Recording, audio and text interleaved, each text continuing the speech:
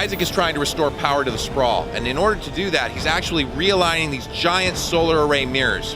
So he's actually catching the sun, redirecting it, and charging this massive beam. Not only does he have to do that, but once he's powered that thing up, he's got to get down there.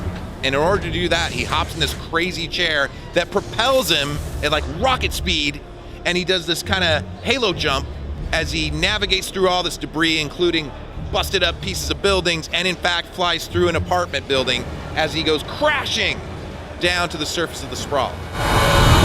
And then there's this big epic fight in the transport hub where he's like blasting off sacks, shooting up dudes, nailing pukers to surfaces, avoiding snare attacks, just doing all kinds of, you know, Dead Space stuff.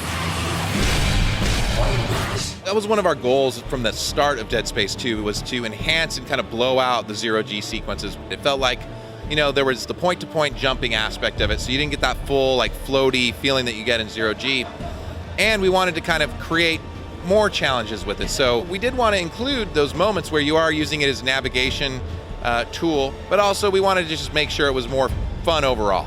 The fact that you're in an airless environment, so you have that air timer counting down, which you still have in Dead Space 2. They made those areas scary, right? Like you were scared, you wanted to get back into the ship because you didn't know what was going to happen out there. So if we can kind of get that same feeling in a more, you know, open type of space, I think it's really going to be fun for players.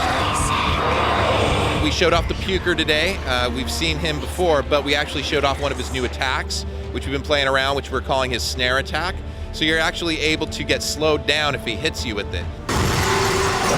Also with the Puker, his projectile vomit attack actually can damage other enemies. So if players are clever, they're actually able to like dismember his limbs and then get all the spouty, vomity stuff shooting out of his limbs. It'll actually damage other necromorphs. Again, it's kind of another twist on the combat, letting players be more creative and inventive.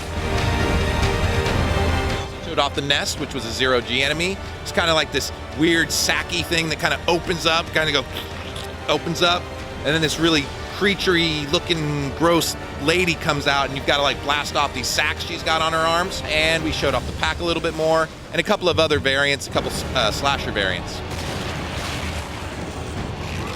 I think, you know, one of the things again about being out in space is it can be scary and you've got the opportunity for things to be all around you. So, you know, when we go out into the airless environments, generally we remove sound because we're trying to simulate what we perceive it to be like out there. So that kind of muffled, rumbly sound, yeah, I think that can be really scary and creepy. In terms of sound design, I think the guys really do focus on having some unique tells. So when you hear that kind of gurgling sound, for instance with the Puker, you should know, okay, one of them's around. Or you hear the sucking kind of sound of the cyst enemy, which we've shown off before, you know one of them is around, so you have to be really careful and look around for it. Dead Space 2 is coming out in North America on January 25th, and in Europe on January 28th, that's 2011. It's going to be available on PS360, that's PlayStation 3, 360, and personal computer.